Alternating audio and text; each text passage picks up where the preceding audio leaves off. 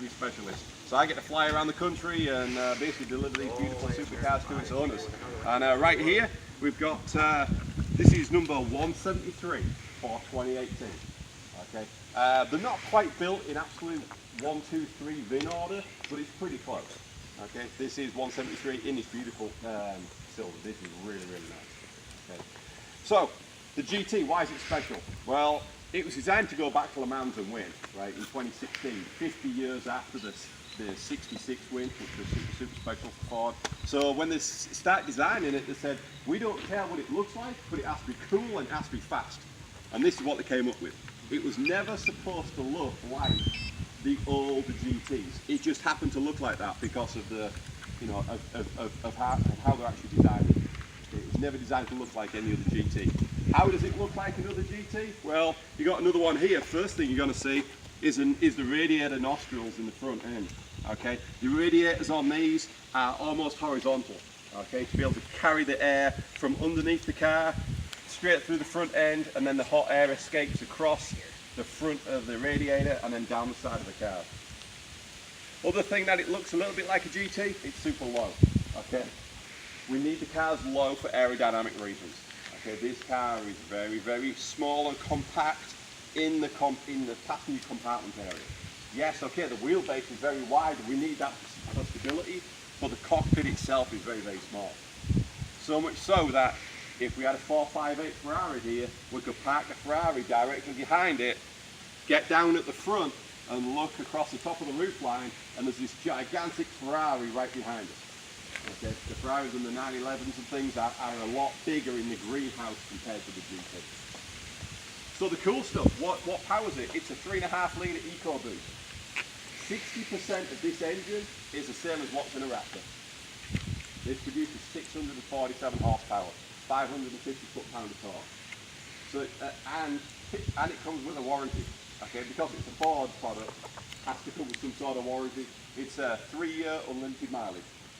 So enjoy it, just drive the heck out of it. It's with a warranty, right? So just get in it and drive it. But this is a EcoBoost, same as what's in the F-150. Okay, we picked that engine because it's small and compact. We can wrap the bodywork around the engine. Again, it's all about packaging and aero efficiency.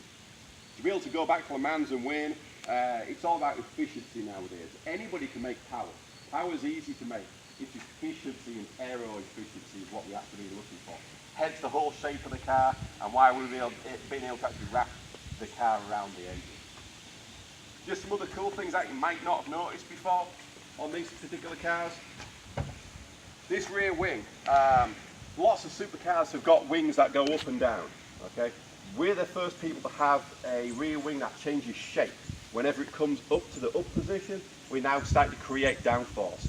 The air's going to hit the top of the wing, it's going to hit the gurney flap, and then it kind of spoils itself and slows down, which helps the diffuser and things. Underneath the wing, because this gurney flap is fastened to the whole flap of the wing underneath, it changes the shape of the wing.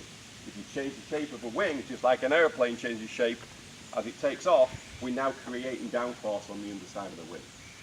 We're the first people to be able to do this, I think. When this car's above 75 miles an hour, you stand super hard on the brakes, the wing comes up vertical as an air brake, which is really cool. It's pretty sweet to be able to see all this stuff kind of moving and working together. This car is a hydraulic car, which means that all of this stuff is hydraulically activated. The wing's hydraulically activated. The ride height change is also hydraulically activated too. A lot of supercars are like air over suspension systems. So as you're cruising down the road, if you do ever see a speed bump, in some supercars it takes forever for the thing to be able to jack the front end up to be able to climb over curbs.